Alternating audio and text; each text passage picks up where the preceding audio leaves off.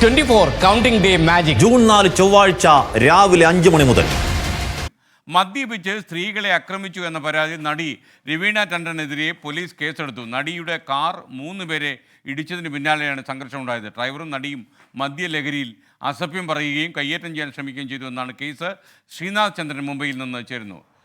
ശ്രീനാഥ് ചന്ദ്രൻ, ശരിക്കും നടി മദ്യലഹരിയിൽ തന്നെ ആയിരുന്നോ?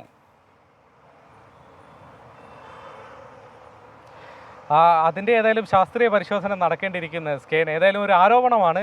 രണ്ടു പേരും പരസ്പരം ആരോപണം ഉന്നയിക്കുന്നു. ഇതിൻ്റെ ദൃശ്യങ്ങൾ പുറത്തു വന്നിട്ടുണ്ട്. ഇന്നലെ അർദ്ധരാത്രിയോടെ നടന്ന ഒരു സംഘർഷമാണ്. നടിയുടെ വീടിന് മുന്നിലൂടെ റിസ്വി കോളേജിന് സമീപത്ത് കൂടി 3 പേർ നടന്നു പോകുന്നു. ഒരു പ്രായമായ സ്ത്രീ, അവരുടെ മകൾ, അവരുടെ കയ്യിൽ ഒരു കൊച്ചുമകൾ എന്നിവരായിരുന്നു ഉണ്ടായിരുന്നത്.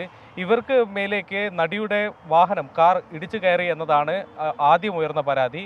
അതേ തുടർന്ന് അവർക്ക് അതീവ ഗുരുതരമായൊരു പരിക്കേറ്റില്ല. അതേ തുടർന്ന് അവർ സ്വാഭാവികമായും ഡ്രൈവറെ ചോദ്യം ചെയ്തു, ക്ഷോഭിച്ചു.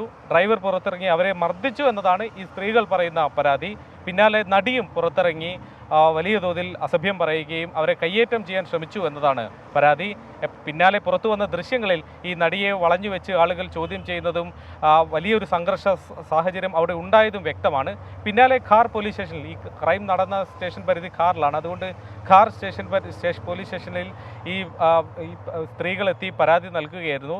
ഈ സ്ത്രീയുടെ മകൻ, ഈ മുതിർന്ന സ്ത്രീയുടെ മകൻ ഇപ്പോൾ ഒരു വീഡിയോ, ഇതുമായി ബന്ധപ്പെട്ട ഒരു വിശദീകരണ വീഡിയോ പങ്കുവച്ചിട്ടുണ്ട്. അതിൽ അയാൾ പറയുന്നത് ഇതുപോലെ അമ്മയും സഹോദരിയും നടന്നു പോകുമ്പോൾ നടിയുടെ വാഹനം വന്ന് ഇടിച്ചു. ചോദ്യം ചെയ്തപ്പോൾ ഡ്രൈവർ ഇറങ്ങി വന്ന് അസഭ്യം പറഞ്ഞു, കയ്യേറ്റം ചെയ്തു, മർദ്ദിച്ചു. നടിയും പുറത്തിറങ്ങി വന്നു, മദ്യലഹരിയിൽ മർദ്ദിച്ചു എന്നതാണ്.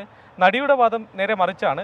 ഈ സംഘം ചേർന്ന് തന്നെ ആക്രമിക്കാൻ വേണ്ടിയുള്ള ശ്രമമാണ് നടന്നത്. താൻ കാര്യങ്ങൾ അന്വേഷിക്കുക മാത്രമേ ചെയ്തിട്ടുള്ളൂ, അതിനപ്പുറത്തേക്കൊന്നും ചെയ്തിട്ടില്ല, തന്നെയാണ് യഥാർത്ഥത്തിൽ കയ്യേറ്റം ചെയ്തതെന്ന വാദം നടിയും മുന്നോട്ട് വെക്കുന്നു. ഏതായാലും സത്യാവസ്ഥ ഇനിയും പുറത്തു വരേണ്ടതുണ്ട്. നമുക്ക് മുന്നിൽ ഈ ദൃശ്യങ്ങൾ മാത്രമേ തൽക്കാലമുള്ളൂ. മദ്യപിച്ചു എന്ന അടക്കമുള്ള കാര്യങ്ങളിൽ ശാസ്ത്രീയ പരിശോധന ഫലവും വരേണ്ടിയിരിക്കുന്നു. താങ്ക് യു ശ്രീനാഥ് ചന്ദ്രൻ. വിധി ദിനത്തിൽ 24 മാജിക് ജൂൺ 4 ചൊവ്വാഴ്ച രാവിലെ 5 മണി മുതൽ 24-ൽ.